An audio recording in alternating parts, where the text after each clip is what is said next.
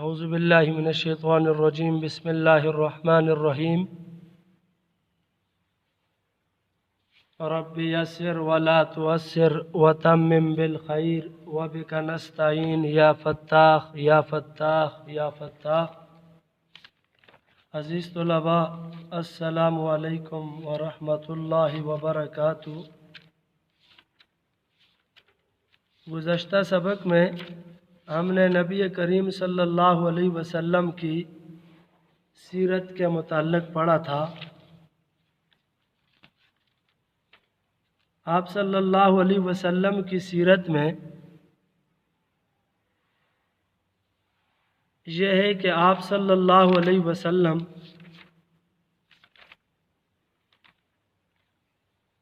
ہر موقع پر، ہر لمحے آپ صلی اللہ علیہ وسلم نے اپنی امت کو اخلاق، آداب کا حکم دیا۔ اخلاق و آداب میں ایک چیز آتی ہے سخاوت۔ تو آج کے ہمارے سبق کا موضوع ہے سخاوت۔ سب سے پہلے ہم دیکھیں گے سخاوت کا مفہوم۔ سخاوت کا مفہوم کیا ہے؟ سخاوت کا مفہوم اللہ تعالیٰ کی رضا کی خاطر اپنا مال ضرورت مندوں پر خرچ کرنا سخاوت کہلاتا ہے۔ سخاوت کا مفہوم اللہ تعالیٰ کی رضا کی خاطر، اللہ تعالیٰ کی خوشنودی کی خاطر اپنا مال ضرورت مندوں پر خرچ کرنا سخاوت کہلاتا ہے۔ اسی طرح سخاوت کے مفہوم کے ساتھ سخاوت کا مقصد کیا ہونا چاہیے؟ دوسرا پوائنٹ ہے ہمارے پاس سخاوت کا مقصد۔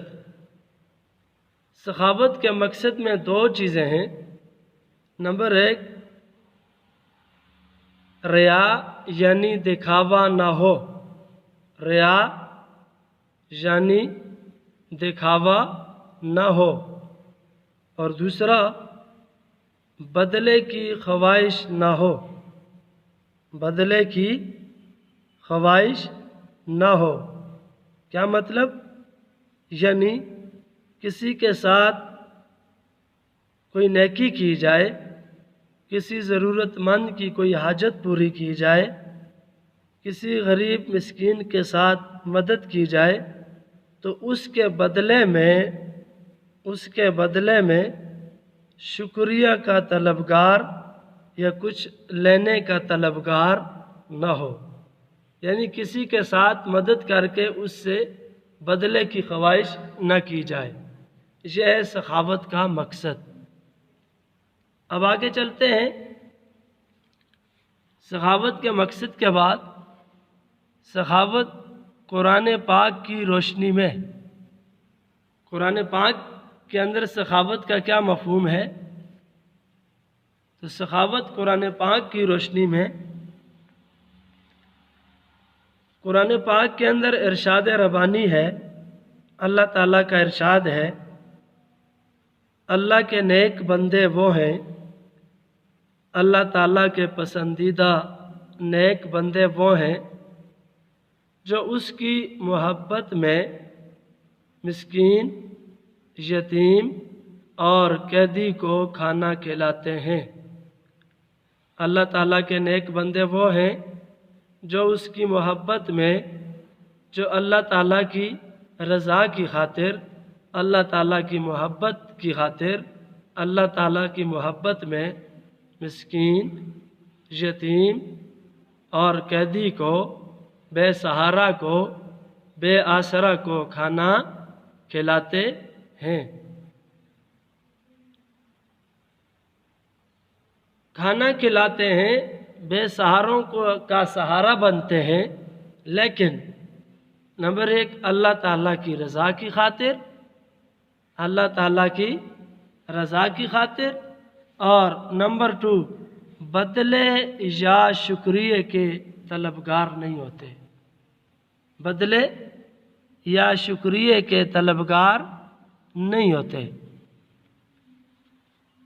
یہ ہوا سخاوت قرآن پاک کی روشنی میں۔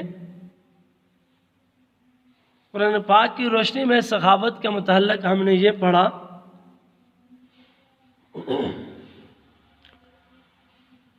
کہ اللہ تعالیٰ کے نیک بندے وہ ہیں جو اس کی محبت میں مسکین، یتیم اور قیدی کو کھانا کھلاتے ہیں، اللہ تعالیٰ کی رضا کی خاطر، بدلے یا شکریہ کے طلبگار نہیں ہوتے۔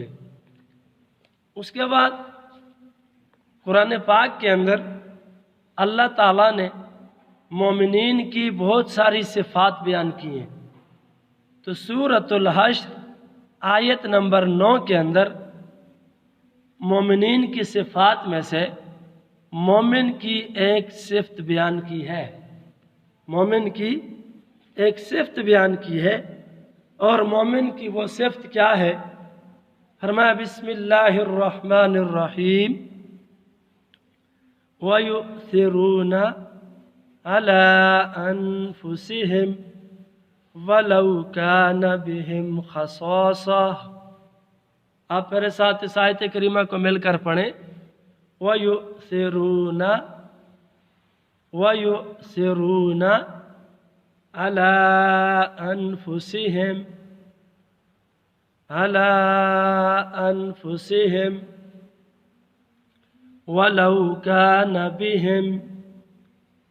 وَلَوْ كَانَ بِهِمْ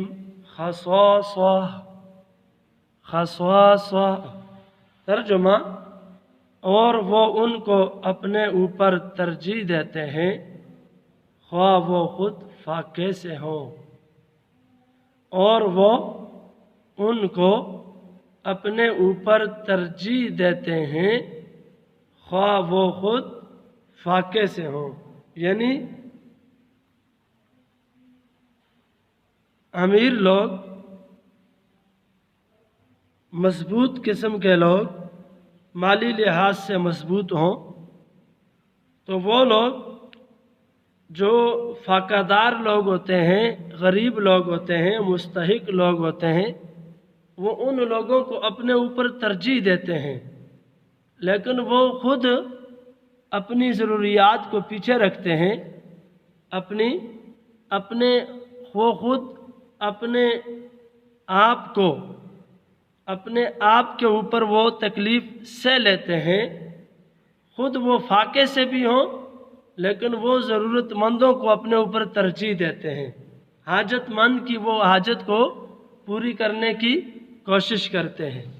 یہ ہوا مومن کی صفت۔ مومن کی صفت کے بعد ہمارے پاس پوائنٹ ہے سخاوت حدیث کی روشنی میں۔ سخاوت حدیث کی روشنی میں، تو آئیے دیکھتے ہیں حدیث کی روشنی میں سخاوت کا کیا مفہوم ہے۔ تو ہمارے پاس اگلا پوائنٹ ہے سخاوت حدیث کی روشنی میں۔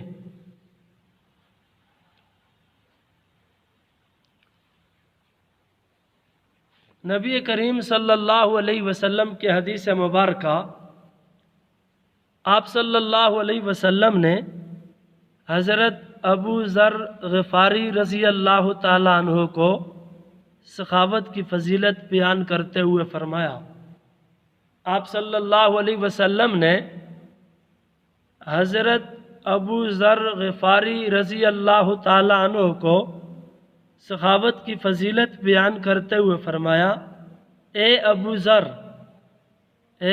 ذر، مجھے یہ پسند نہیں کہ میرے پاس احد پہاڑ کے برابر سونا ہو۔ اے ابو ذر، مجھے یہ پسند نہیں کہ میرے پاس احد پہاڑ کے برابر سونا ہو، اور تیسرے دن تک اس میں سے ایک اشرفی باقی رہ جائے، اور تیسرے دن تک اس میں سے ایک اشرفی بھی میرے پاس باقی رہ جائے۔ میں چاہوں گا کہ اس کو اللہ تعالیٰ کے بندوں میں تقسیم کر دوں، اس کو اللہ تعالیٰ کے بندوں میں تقسیم کر دوں۔ تو آپ صلی اللہ علیہ وسلم نے سخاوت کی اہمیت، سخاوت کی فضیلت کو یوں بیان کیا۔ حضرت ابو ذر غفاری رضی اللہ تعالیٰ عنہ کو فرمایا، اگر میرے پاس احد پہاڑ کے برابر سونا بھی ہو تو 3 دن کے اندر میں اس کو تقسیم کر دوں، حتیٰ کہ میرے پاس ایک اشرفی بھی باقی نہ رہے۔ کیسے؟ میں ان کو اللہ کے بندوں میں تقسیم کرتا جاؤں۔ یہ سخاوت کا مظاہرہ ہے، فیاضی کا مظاہرہ ہے جو کہ نبی علیہ الصلوۃ والسلام نے بتلایا۔ اس کے بعد ہمارے پاس پوائنٹ نمبر 6 ہے، علم کی اشاعت بھی سخاوت۔ علم کی اشاعت بھی سخاوت۔ حدیث کی ایک کتاب ہے جس کا نام ہے مشکوٰۃ شریف۔ حدیث کی ایک مشہور کتاب ہے جس کا نام ہے مشکوٰۃ شریف، اور حدیث کی اس کتاب مشکوٰۃ شریف کے اندر کتاب العلم کے باب میں نبی کریم صلی اللہ علیہ وسلم کی حدیث مبارکہ ہے۔ آپ صلی اللہ علیہ وسلم فرماتے ہیں، علم پھیلانا بھی سخاوت ہے، علم پھیلانا بھی سخاوت ہے۔ یعنی نبی کریم صلی اللہ علیہ وسلم نے فرمایا، اللہ اور اس کے رسول کے بعد اللہ تعالیٰ اور اس کے رسول کے بعد سب سے بڑا سخی وہ ہے، سب سے بڑا سخی وہ ہے، سخاوت و فیاضی کرنے والا وہ ہے جس نے علم سیکھا اور سکھایا، جس نے علم سیکھا اور سکھایا۔ یعنی علم کو سیکھا اور پھر اس کی اشاعت کرتا رہا، پھر اس علم کو پھیلاتا بھی رہا، پھر اس علم کی اشاعت بھی کرتا رہا۔ تو یہ علم کی اشاعت بھی سخاوت، یعنی علم کا پھیلانا بھی سخاوت ہے۔ اب آگے آتے ہیں سبق کا خلاصہ۔ سبق کے خلاصے میں دیکھتے ہیں، ہم نے 6 پوائنٹ ذکر کیے۔ آج کے سبق میں پوائنٹ کی صورت میں ہم نے 6 چیزوں کو ڈسکس کیا۔ نمبر 1 سخاوت کا مفہوم، نمبر 2 سخاوت کا مقصد، نمبر 3 سخاوت قرآن پاک کی روشنی میں، اور نمبر 4 مومن کی صفت، نمبر 5 سخاوت حدیث کی روشنی میں، اور نمبر 6 علم کی اشاعت بھی سخاوت، علم کا پھیلانا بھی سخاوت۔ تو چلتے ہیں پوائنٹ نمبر 1 کی طرف۔ سخاوت کا مفہوم، سخاوت کا مفہوم۔ سخاوت کا مفہوم کیا ہے؟ اللہ تعالیٰ کی رضا کی خاطر۔ کس کی خاطر؟ اللہ تعالیٰ کی رضا کی خاطر، اللہ تعالیٰ کی خوشنودی کی خاطر اپنا مال ضرورت مندوں پر خرچ کرنا سخاوت کہلاتا ہے۔ اللہ تعالیٰ کی رضا کی خاطر، اللہ تعالیٰ کی خوشنودی کی خاطر اپنا مال ضرورت مندوں پر خرچ کرنا سخاوت کہلاتا ہے۔ سخاوت کا مقصد کیا ہے؟ اللہ تعالیٰ کی رضا کی خاطر مال تو خرچ کیا، ضرورت مندوں کی حاجت تو پوری کی، ان کی ضرورت کو تو پورا کیا، لیکن اس کا سخاوت کا مقصد یہ ہے جب ضرورت مند کی ضرورت کو پورا کیا جائے، حاجت مند کی حاجت کو پورا کیا جائے اللہ کی رضا کی خاطر، مقصد ریا یعنی دکھاوا نہ ہو، ریاکاری نہ ہو، دکھاوا نہ ہو، اور دوسرا بدلے کی خواہش بھی نہ ہو، اسی طرح بدلے کا طلبگار بھی نہ ہو۔ یعنی میں کسی کے ساتھ کچھ مدد کرتا ہوں تو اس کے بدلے میں یہ ذہن میں رکھوں کہ میں اس سے فلاں چیز لوں گا، یا لوگوں کو دکھلاوا ہو، لوگوں کو دکھانا مقصود ہو، تو یہ پھر سخاوت کا مقصد نہیں ہوگا، سخاوت کا مقصد ختم ہو جائے گا۔ سخاوت قرآن پاک کی روشنی میں، تیسرا پوائنٹ ہے سخاوت قرآن پاک کی روشنی میں۔ تو قرآن پاک کے اندر اللہ تعالیٰ کا ارشاد ہے، اللہ تعالیٰ کے نیک بندے وہ ہیں جو اس کی محبت میں مسکین، یتیم اور قیدی کو کھانا کھلاتے ہیں، مگر اللہ تعالیٰ کی رضا کی خاطر، بدلے یا شکریے کی خاطر نہیں، بدلے یا شکریے کے طلبگار نہیں ہوتے، اللہ کی رضا کی خاطر وہ سخاوت اور فیاضی کرتے ہیں۔ اس کے بعد چوتھا پوائنٹ ہے مومن کی صفت۔ مومن کی صفت، قرآن پاک کے اندر اللہ تعالیٰ نے مومنین کی بہت ساری صفات بیان کی ہیں، مومنوں کی بہت ساری صفات بیان کی ہیں۔ تو مومنین کی ان صفات میں سے ایک صفت سورۃ الحشر آیت نمبر 9 کے اندر بیان کی، اور آیت کریمہ کیا؟ وَيُؤْثِرُونَ عَلَىٰ أَنفُسِهِمْ وَلَوْ كَانَ بِهِمْ خَصَاصَةٌ۔ میرے ساتھ آیت کریمہ پڑھیں، وَيُؤْثِرُونَ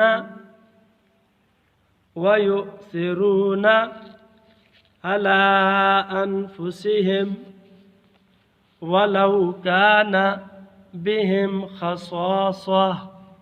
آیت کریمہ کا ترجمہ، اور وہ ان کو اپنے اوپر ترجیح دیتے ہیں خواہ وہ خود فاقے سے ہوں، یعنی دوسروں کو مسکین کو کھانا کھلاتے ہیں، یتیم کے سر کے اوپر ہاتھ رکھتے ہیں، قیدیوں کو کھانا کھلاتے ہیں، خود اگرچہ وہ فاقے سے ہوں، خود وہ مجبور بے قاص ہوں، لیکن دوسروں کا وہ خیال کرتے ہیں، دوسروں کے ساتھ سخاوت و فیاضی کا مظاہرہ کرتے ہیں۔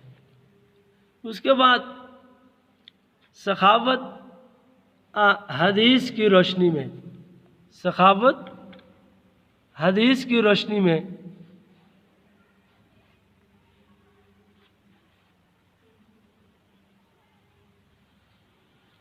تو سخاوت حدیث کی روشنی میں نبی کریم صلی اللہ علیہ وسلم نے کون سے صحابی کو مخاطب کر کے سخاوت کا ذکر کیا؟ حضرت ابو ذر غفاری رضی اللہ تعالیٰ عنہ۔ تو حضرت ابو ذر رضی اللہ تعالیٰ عنہ کو کیا فرمایا؟ فرمایا، اے ابو ذر، مجھے یہ پسند نہیں کہ میرے پاس احد پہاڑ کے برابر سونا ہو، مجھے یہ پسند نہیں میرے پاس احد پہاڑ کے برابر سونا ہو، اور تیسرے دن تک اس میں سے ایک اشرفی بھی میرے پاس باقی رہ جائے، تیسرے دن تک اس میں سے ایک اشرفی بھی میرے پاس باقی رہ جائے۔ ایسا نہیں ہو سکتا، میں اس کو اللہ کے بندوں میں تقسیم کر دوں، اللہ کے بندوں میں میں اسے بانٹ دوں۔ میں چاہوں گا کہ اس کو اللہ تعالیٰ کے بندوں میں تقسیم کر دوں، بانٹ دوں۔ تو نبی کریم صلی اللہ علیہ وسلم نے سخاوت کی فضیلت کو حضرت ابو ذر رضی اللہ تعالیٰ عنہ سے یوں بیان کیا۔ نیکسٹ پوائنٹ ہے علم کی اشاعت۔ علم کی اشاعت، علم کی اشاعت، علم کو پھیلانا بھی سخاوت کہلاتا ہے۔ حدیث کی ایک مشہور کتاب ہے مشکات شریف، اس کے اندر کتاب العلم ہے، نبی کریم صلی اللہ علیہ وسلم کی ایک حدیث مبارکہ ہے نبی کریم صلی اللہ علیہ وسلم فرماتے ہیں علم پھیلانا بھی سخاوت ہے، علم پھیلانا بھی سخاوت ہے۔ اللہ تعالیٰ اور اس کے رسول کے بعد سب سے بڑا سخی وہ ہے، سب سے بڑی سخا فیاضی کرنے والا وہ ہے جس نے علم سیکھا اور سکھایا، جس نے علم سیکھا اور اس کو پھیلایا، جس نے علم سیکھا اور اس کی اشاعت کی۔ یہ تھا آج کا ہمارا سبق، سخاوت۔ سبق کا خلاصہ، سبق کے خلاصے میں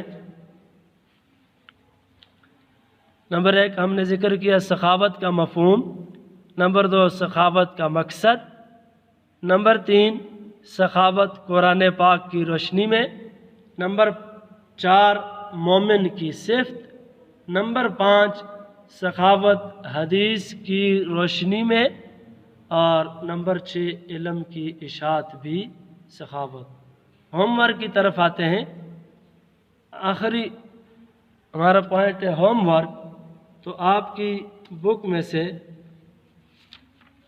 جو مشقی سوالات ہیں، سخاوت کی فضیلت قرآن مجید اور نبی کریم صلی اللہ علیہ وسلم کی اسوہ حسنہ کی روشنی میں بیان کریں۔ آپ کی بک کے اندر سوال نمبر ہے کہ سخاوت کی فضیلت قرآن مجید اور نبی کریم صلی اللہ علیہ وسلم کی اسوہ حسنہ کی روشنی میں بیان کریں۔ تو آپ کی کو ذکر کر دیا سخاوت قرآن پاک کی روشنی میں، اور اسی طرح سخاوت حدیث کی روشنی میں۔ اس کے بعد دوسرا سوال ہے سخاوت کا کیا مفہوم ہے؟ تو سخاوت کا مفہوم ہم نے پوائنٹ نمبر 1 میں ذکر کیا۔ اسی طرح ایک اور سوال کہ قرآن پاک کے اندر مومن کی کون کون سی صفات بیان کی گئی ہیں؟ تو آپ کا پوائنٹ نمبر 3 ہے مومن کی صفت۔ صفات میں سے ایک صفت بیان کریں، اور وہ ایک صفت مومن کی ہم نے ذکر کی گئی ہے۔ اسی طرح آخری پوائنٹ علم کی اشاعت، یعنی علم کا پھیلانا بھی سخاوت کہلاتا ہے۔ تو یہ آپ کا آخری پوائنٹ ہے علم کی اشاعت بھی سخاوت۔ یہ سارے 6 پوائنٹ 6 کے 6 آپ نے اچھے سے کر کے خوبصورت کر کے آپ نے اپنی پریکٹس کاپی کے اوپر آپ نے لکھنے ہیں۔ لکھنے کے بعد آپ نے پکچر بنا کے مجھے سینڈ کرنی ہے۔ والسلام، جزاک اللہ احسن الجزا۔